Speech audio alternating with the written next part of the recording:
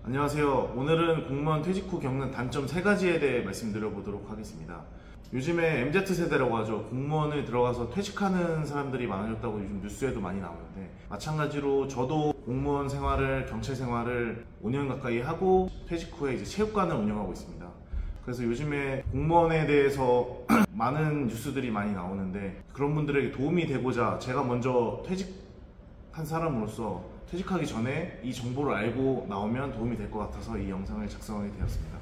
일단 첫 번째로 어떤 분들이 이렇게 생각하실 수 있어요. 너는 경찰 그냥 돈 벌려고 한 거 아니냐 하는데, 저는 어릴 적부터 사실 초등학교 때부터 대학교 때까지 꿈이 경찰이었거든요. 근데 그런 저도 경찰에 들어가서 일하다 보니까 좀 뭔가 허전하기도 하고 공허함도 생기더라고요. 그래서 이게 왜 그럴까에 대해 생각을 했는데, 사회에서 어릴 적부터 하라는 대로 해왔거든요. 저는 어릴 때 공부하고 운동하고 공무원 취직해서 살아라, 이게 어떻게 보면 전형적인 일반 사회에서 원하는 회사에서 살아라, 이런 게 전형적인 그 테크라고 생각을 하는데, 저도 어떻게 보면 그렇게 학습이 되었던 것 같아요. 그래서 그렇게 학습이 돼서 살다 보니까, 일하다 보니까 이게 나의 길이 맞는가에 대해서 의심을 하게 되더라고요. 그래서 저랑 같이 근무하는 옆에 선배님들 보시면 저랑 비슷한 고민을 하고 계신 것 같더라고요. 그래서 그분들을 보면서 나도 20년 30년 뒤에 저런 고민을 또 할 것 같은데 라는 생각이 드니까, 이래서는 안 되겠구나 생각이 들어서, 물론 정년 퇴직하신 분들은 더 대단하다고 생각을 합니다. 왜냐면 저는 그 정도의 능력이 안 돼서 나온 거지만,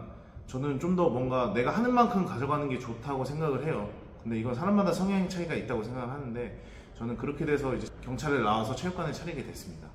그래서 일단 본론으로 들어가서, 공무원에 나와서 겪는 단점, 일단 제일 중요한 첫 번째는 불안정한 수입인 것 같아요. 경찰 때, 공무원 때는 안정돼 있잖아요. 근데 불안정한 수입이다 보니까 어떨 때는 많이 벌고 어떨 때는 적게 버는데, 이 파도를 겪는 게 처음에는 힘들더라고요. 왜냐면 잘 될 때야 좋지만 안 될 때는 내가 이럴 사람이 아닌데 왜 안 되지? 하는데, 주변에 저도 많은 분들을 만나면서 말씀을 많이 나누는데, 이게 자영업 사업하시는 분 모든 분들이 겪는 것 같아요. 대신 그 파도를 없앤다기보다는 파도를 견디라는 말씀을 저한테 많이 해주시더라고요. 왜냐하면 통제할 수 없기 때문에.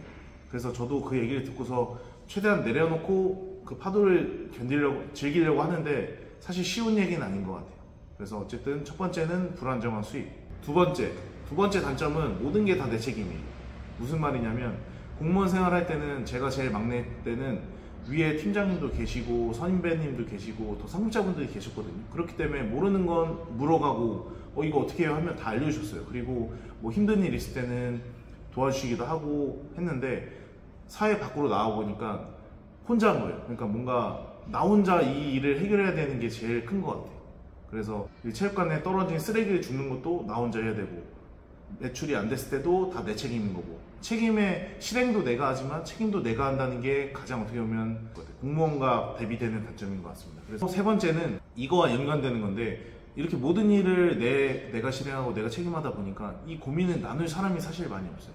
공무원 때는 같이 팀원, 힘들어도 같이 가는 사람들이 있기 때문에 힘들지만 사실은 정신적으로는 힘들진 않았거든요. 왜냐면 같이 팀원들이 있고 같이 으쌰으쌰 해서 하면 어느 정도 다 해결이 됐거든요. 근데 지금은 저 혼자 다 해결해야 돼요. 실행도 하고 책임도 내가 지고 모든 생각을 다 해야 되기 때문에, 이 생각 때문에 사실은 놀 때도 즐겁진 않아요. 왜냐면 매출이 좋을 때야 괜찮지만 안 좋을 때는 어떻게 하면 살릴까, 어떻게 하면 잘 될까에 대한 고민을, 놀고는 있지만 정신적으로 쉬고 있지는 않는 것 같아요. 그래서 저는 요즘에는 이런 고민들을 이제 친구들과 나누면, 사실은 친구들은 배부른 소리 한다 이런 친구들도 있어요. 왜냐면 어릴 적에 게임을 하더라도 난 메이플 하는데 저 친구는 서든어택을 해요. 사실 게임만 안 맞아도 사실 할 얘기가 많이 없잖아요. 게임만 달라졌는데도. 근데 마찬가지로 지금은 그 친구들은 회사에서 열심히 일을 하고 있고, 저는 이제 다른 분야에서 일을 하고 있기 때문에 사실 겹치는 부분이 많이 없는 거에 대한 외로움이 큰 것 같아요. 그래서 저는 요즘에는 그 해결책으로 여러 가지 모임도 나가고 다른 체육관 관장님도 만나고 사업하시는 분도 만나면서